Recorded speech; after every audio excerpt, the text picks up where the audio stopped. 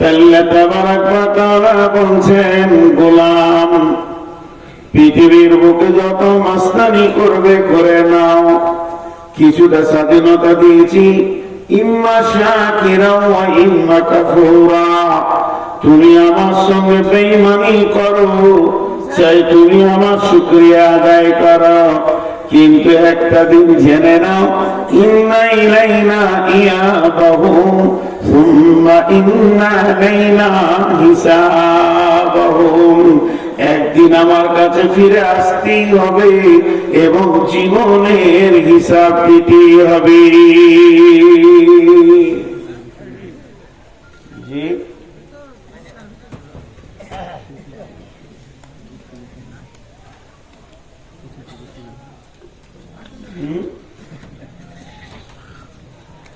কি কর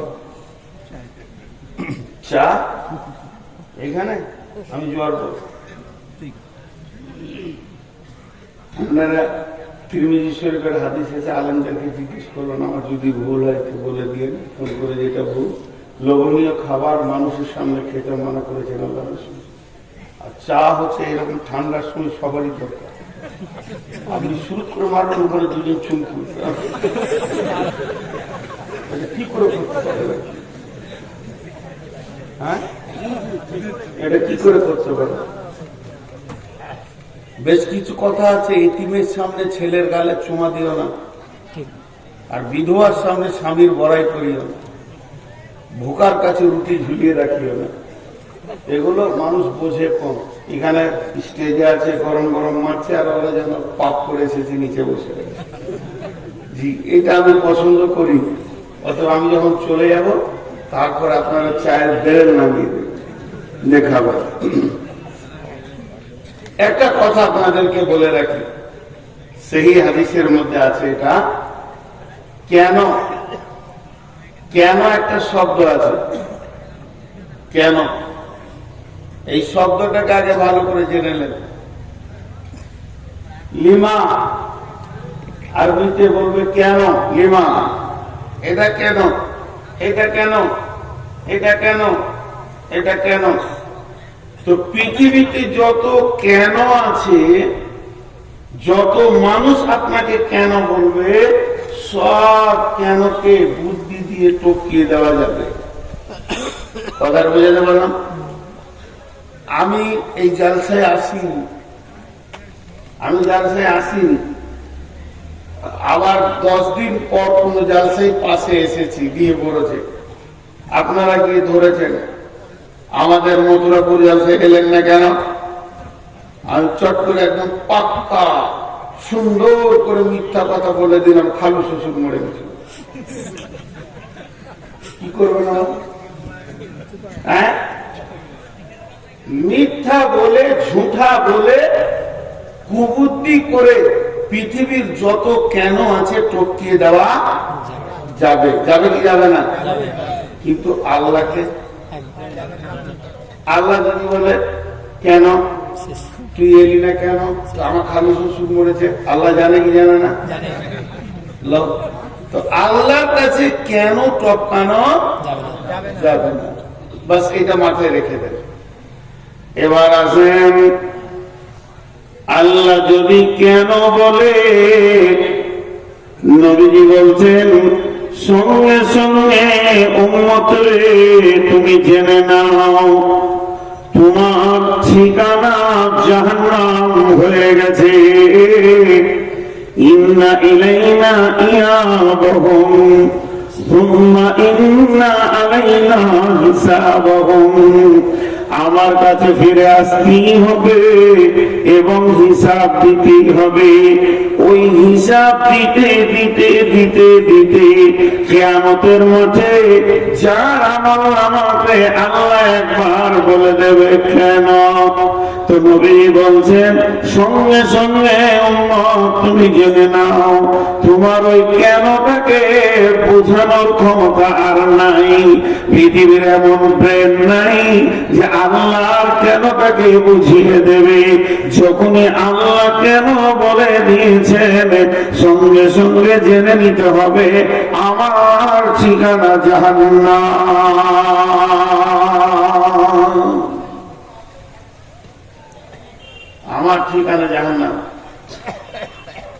একটা কথা আপনাদেরকে বুঝাবো 1 মিনিট। সেই কথাটা কি? আমানত মিলকিয়াত। আমানত মিলকিয়াত। আমানত মানে আমি স্টেজ থেকে নামলাম, এমন সময় আপনি এসে আমার পাশে দাঁড়িয়ে বললেন, উস্তাদ এই 500 টাকা, যেমন আজকে সেলিম বলে এক ছেলে 500 টাকা দিয়েছেন, দোয়া চেয়েছেন, আমি দোয়া করব, এখানেও দোয়া করব। আরেকটা নিয়ত করেছি যে আমি রমজানে উমরায় চললাম, ইনশাল্লাহ কাবার দরজায় দোয়া করব, ইনশাল্লাহ বড় কঠিন রোগে আছে, তা আমি ওইটা নিয়ত করেছি। এর জন্য আমি এখনো স্থগিত রয়েছি যে ওটা অনেক বড় দোয়া, কাবার দরজায় গিয়ে দোয়া করবো ইনশাআল্লাহ। 500 টাকা এখানে দিয়েছেন। তো আমি যে কথাটা আপনাদেরকে বলছি এটা আমানত।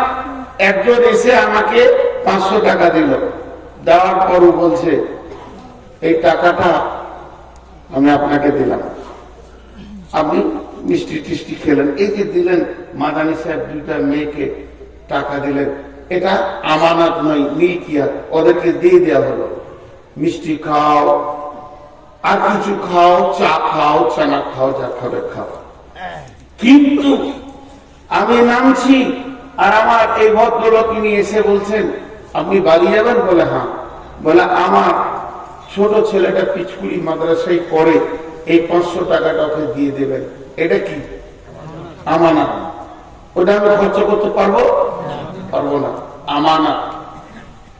তো যেমন টাকা আমানত রাখা যায়, সোনা আমানত রাখা যায়, রূপা আমানত রাখা যায়, জমি জায়গাও আমানত রাখা যায়, ধান চাল আলু পেঁয়াজ আমানত রাখা যায়। 2 দিনের 10 দিনের জন্য আমি হাটে গেছি, মাল বেশি হয়ে গেছে, একটু দরকার আছে, কারো কাছে ভাই এটা আমানত রাখলাম, 1 ঘন্টা পর নিব, আমানত রাখা যায়। যতগুলো আমানত আপনার মাথাতে আমি ঢুকালাম, তার মধ্যে 2টো নতুন দোকান। জিন্দেগি ভি আমানত হ্যায়, জিন্দেগি ভি আমানত হ্যায়। আমার জীবনটা আমার নয়, এই জীবনটা কার? আল্লাহ। আমি ক ঘন্টা ক সেকেন্ড পৃথিবীতে থাকবো, এটা আল্লাহ আমাকে দিয়েছেন জীবনটা। আমি পৃথিবীতে যেদিন মায়ের পেট থেকে এসেছি আর যেদিন আমার নিঃশ্বাসটা বন্ধ হবে, আমি পৃথিবী থেকে যেদিন চলে যাব, আমাকে হয়তো 70 বছরের জিন্দেগি দিয়েছেন আল্লাহ, এটা আমানত। এটা কোথা দিতে হবে? এই টাকাটা নাইলে ওনার ছেলেকে আমি দিয়ে দিব, জিন্দেগিটা কোথা দিব? আল্লাহ বলে দিয়েছে। তেমনি মাল আমানত, মাল আমানত, এটা কোথা দিব? আল্লাহ বলে দিয়েছেন। এখন আপনারা সকলে যিনি মুসলমান নিজেকে মনে করেন, একবার মুখ খুলে বলেন সকলে আমার সঙ্গে, আশহাদু আল্লাহ, শাহাদাত কালেমা পড়ব, সকলে বলেন ইনশাআল্লাহ, আশহাদু আল্লাহ ইলাহা ইল্লাল্লাহু ওয়া আশহাদু আন্না মুহাম্মাদান আবদুহু ওয়া রাসূলুহু। কে পড়ে নাই হাত তুলে? না, এতগুলো লোক করবে আর সাউন্ড হবে না। যে পড়ে নাই সে হাত তুলবে। জোরে বলেন সকল একবার, আশহাদু আল্লা ইলাহা ইল্লাল্লাহু ওয়া আশহাদু আন্না মুহাম্মাদান আবদুহু ওয়া রাসূলুহু। আমরা যতজন এটা পড়ে নিলাম, এখন আমরা বিক্রি হয়ে গেলাম। মুসলমানের জান আর মুসলমানের মাল মুসলমানের নিজের নয়, সম্পূর্ণ আল্লাহর। আল্লাহ তাবারাক ওয়া তাআলা বলছেন, ইন্নাল্লাহা আশতারা মিনাল মুমিনিনা, নিশ্চয় আল্লাহ মুমিনের কাছ থেকে কিনে নিয়েছেন أنفسهم وأموالهم بأن لهم الجنة তার জানকে এবং তার মালকে জান্নাতের বিনিময়ে।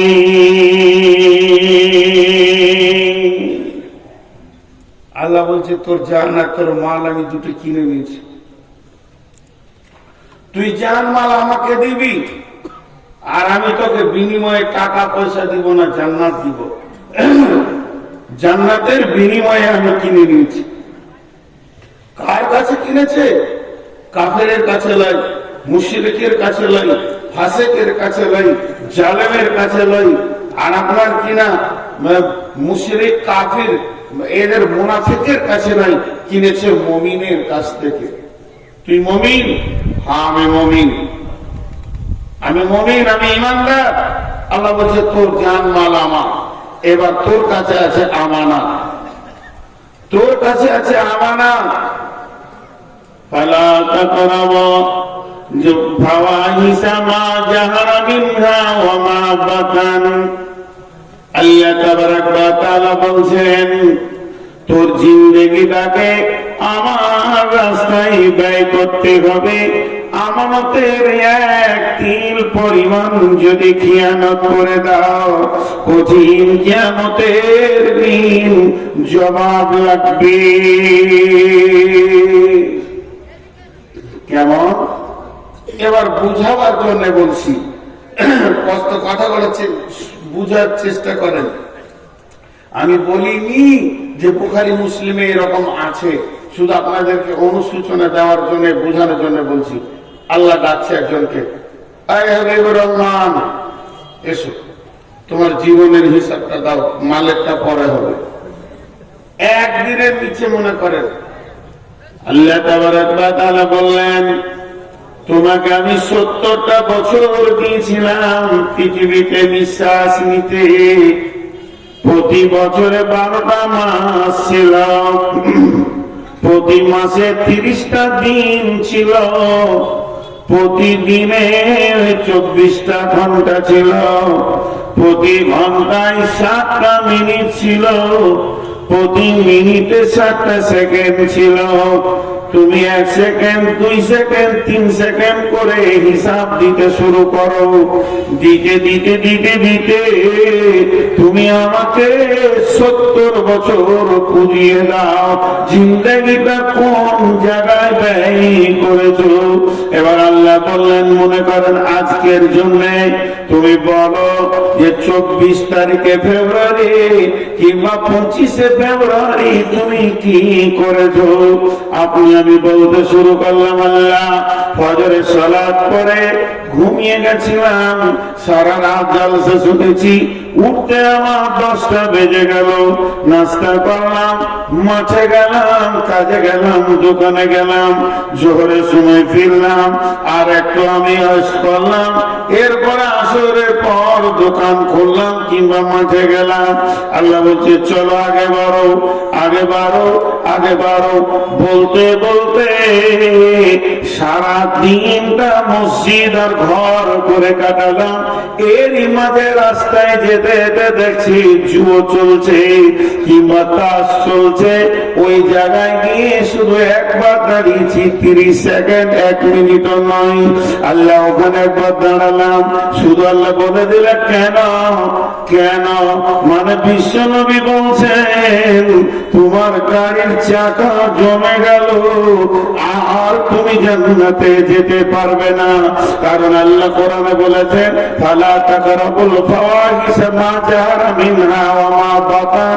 ওরে আমার লোক, মুমিন লোক, তোদেরকে যারা আমি জান মাল কিনে নিয়েছি, আমার জানটা পৃথিবীতে হাটে ঘাটে মাঠে বাজারে দোকানে ক্ষয় করবি, খবরদার যেখানে প্রকাশ্যে দিনের বেঈমানি কাজ চলছে, কাবিরা গুনাহ চলছে, জুয়া চলছে, তাস চলছে, লুবু চলছে, দাবা চলছে, লুচ্ছামি চলছে, বেশ্যাগিরি চলছে, সুদ চলছে, ওই জায়গায় মুমিন তুমি দাঁড়াবে না, ওই জায়গায় তোমার দাঁড়ানো নিষেধ।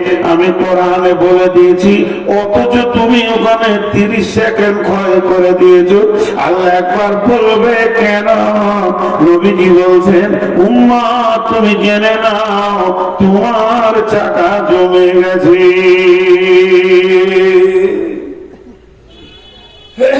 জানের হিসাব, মালের হিসাব এরকম লাগবে। আল্লাহ মাদ্রাসায় দিয়ে দিয়েছি 10,000, ঠিক আছে। মসজিদে 20,000, ঠিক আছে। এতিম মিসকিনকে দিয়েছি 50,000, ঠিক আছে, কোনো অসুবিধা নেই। আমি বলেছি মালগুলো ওখানে দাও। হুট করে বলে দিলে পূজার চাঁদা চাইছিল, মাত্র 2 টাকা দিয়েছি, কেন? বাস জমে গেল, চাকা জমে গেল, আর আগে বাড়বে না। অতএব ইন্না ইলাইনা ইয়াবাহুম সুম্মা ইন্না আলাইনা হিসাবাহুম। আল্লাহ তাবারক ওয়া তাআলা বলছেন, আমি মুমিনের জান, মুমিনের মাল জান্নাতের বিনিময়ে কিনে নিয়েছি।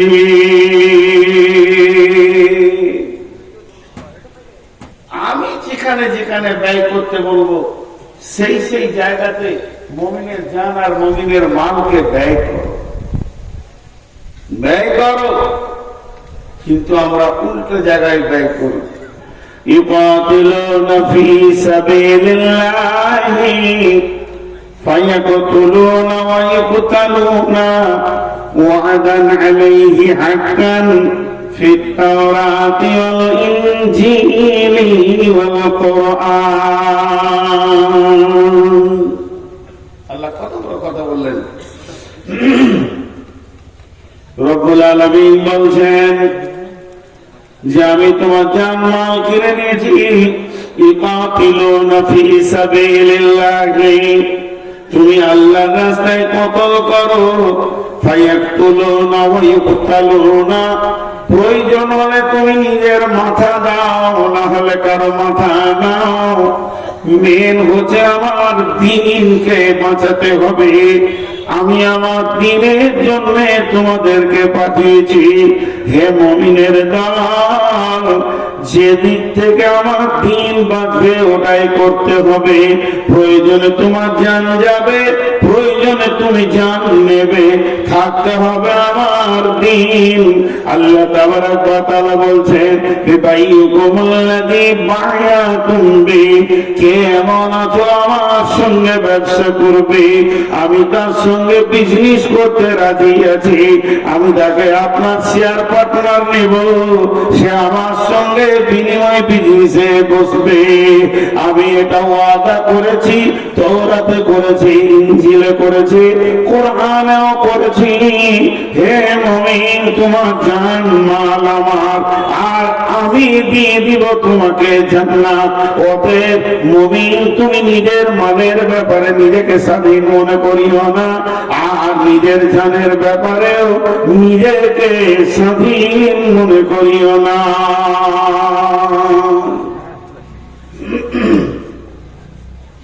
কিন্তু আমরা জান মালের ব্যাপারে উদাস, খেয়ালই নেই।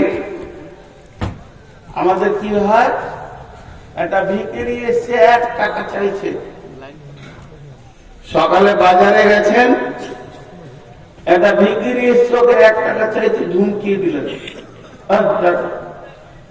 আমাকে খুচরা খাজরা না এসে বসলেন। আর বন্ধু ওকে নিয়ে হোটেলে ঢুকে, মিষ্টির দোকানে ঢুকে মিষ্টি, সিঙ্গারা, ল্যাংচা চমচম করে 200 টাকা খরচা করে দিল। কোনটা আল্লাহর কাছে জমা হবে আর কোনটা খরচার খাতায় জমা হবে? খরচা লাগবে, আল্লাহর কাছে হিসাব দিতে হবে। এটা আমাদের জ্ঞানের খাতায় কোলাইছে না। জি, এটা জ্ঞানের খাতায় কোলাইছে না। বিশ্বনবী বললেন, মোতার প্রান্তে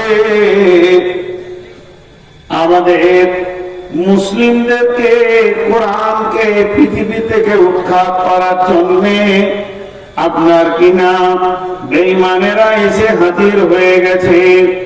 এবার চলো মুসলিম সৈন্য রেডি হও, অভিযান চলছে তবুকে। নাই কোনো অস্ত্র, নাই কোনো শস্ত্র, তোরা নিজে নিজের মাল জমা করো। যখনই নবীজির ঘোষণা হলো, নিজে নিজের মাল এনে সাহাবীরা মসজিদে নববীতে জমা করছেন। সেই সাথে মেয়েরা তাদের মাল দিতে রয়েছেন, নাকের কানের খুলে দিচ্ছেন। একদিকে সাহাবীরা নিজের ঘরে টুকরি করে খুরমা খেজুর যা কিছু রয়েছে রাসূলের কাছে হাজির করছেন। এই অবস্থা যখন চলছে, আব্দুল্লাহ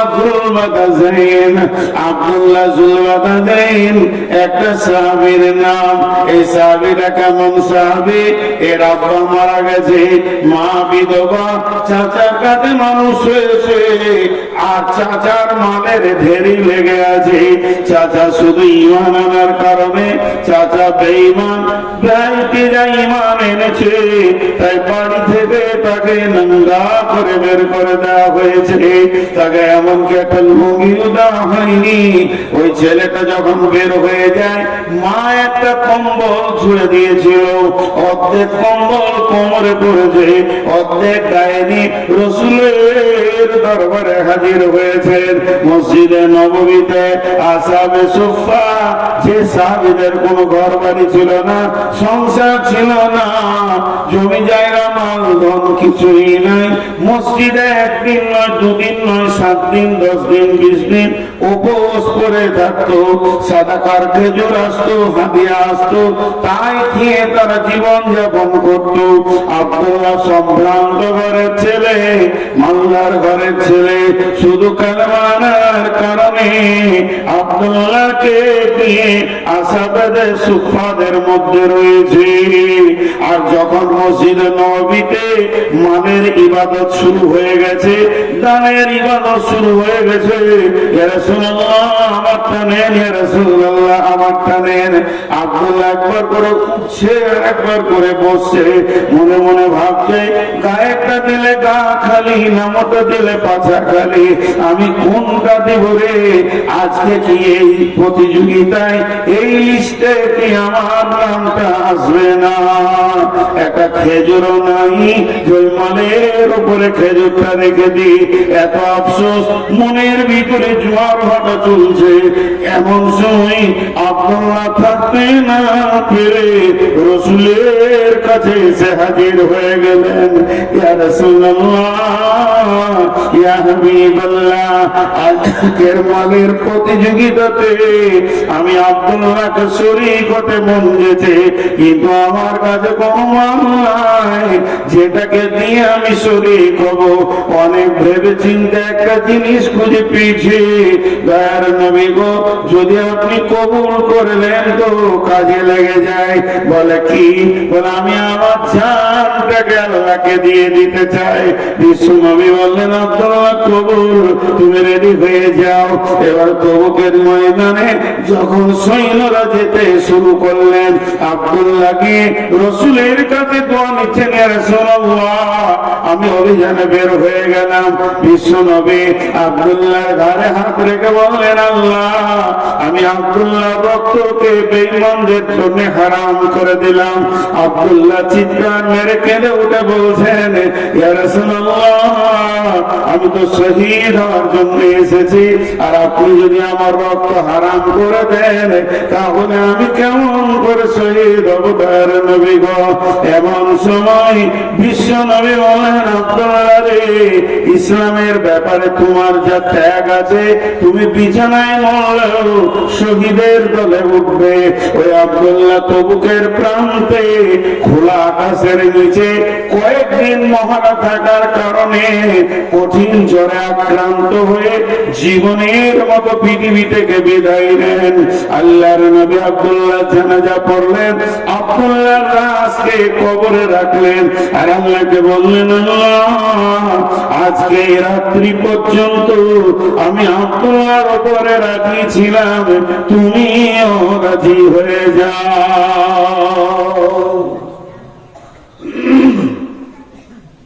সবাই যে স্টেজ থেকে পাইলে না তাহলে হয়ে গেছে, আপনার কাছে থাকে হবে কুড়ি দাও দিয়ে দাও। বাংলাদেশে নিয়ে আসেন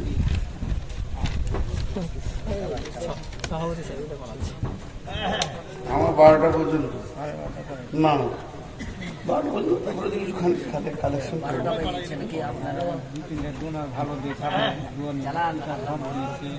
খুব শুনেছি, ওইগুলো শুনে মনটা ভরলো না। ওই ফাঁকা জায়গাতে আপনি আমি কি বসবো যে আপনি বাংলাদেশকে নিয়ে আসেন, আমি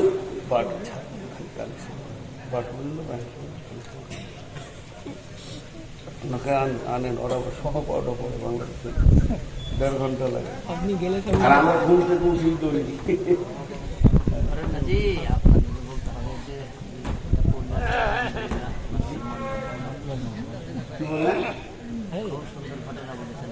জি তো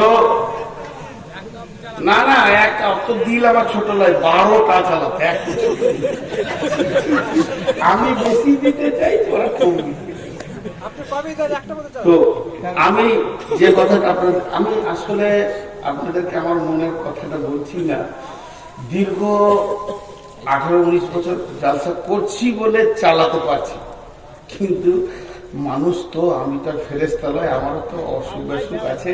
গত 2 দিন আগে জ্বরে আক্রান্ত ছিলাম, তাছাড়া নূর মোহাম্মদের গলা বসে না, এত কষ্ট, এই জায়গায় ব্যথার ওষুধ খেয়েছি তাও থামছে। তো প্রতিদিন আপনাদের একদিন, আমার প্রতিদিন।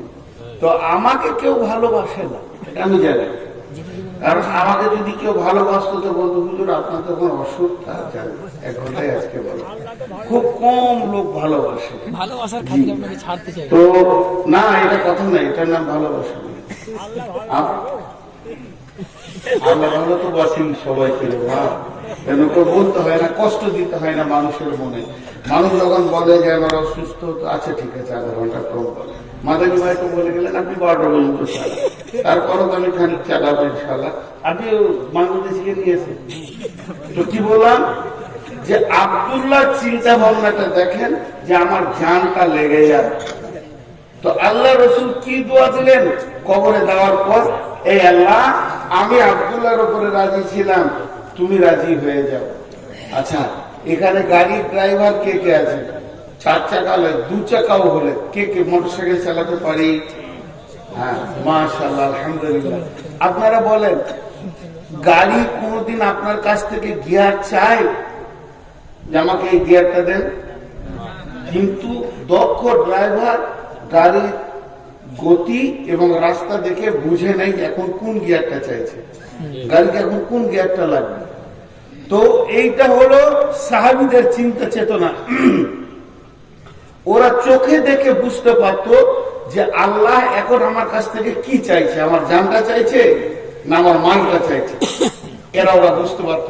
আর আমাদেরকে জালসা করে করে গরম করতে হয়েছে কি হচ্ছে না, কিন্তু ওদের ওটা ছিল না, কারণ ওরা দিনের দক্ষ ড্রাইভার ছিল। তবে এখনকার ছেলেকে মাশাআল্লাহ বিয়ে দেওয়ার পর শ্বশুর বাড়ি কবে যেতে হবে না, কেবল ও বললে ছেড়ে দাও, দিলে ছেড়ে খেয়েছি আমি, একে ঝাল লেগেছে, এই পানি হয়েছে। ওই যে কি একটা গান আছে গো, ভুলে যাই হোক, পরে হচ্ছে। তো সাহাবীরা বুঝতে পারতেন। একটা ঘটনাটা আপনারা বুঝে নেবেন, উহুদের যুদ্ধ। উহুদের যুদ্ধে রাসূলুল্লাহ সাল্লাল্লাহু আলাইহি ওয়াসাল্লাম লোহার বর্মা পরেছিলেন, শরীরটা ভারী ছিল।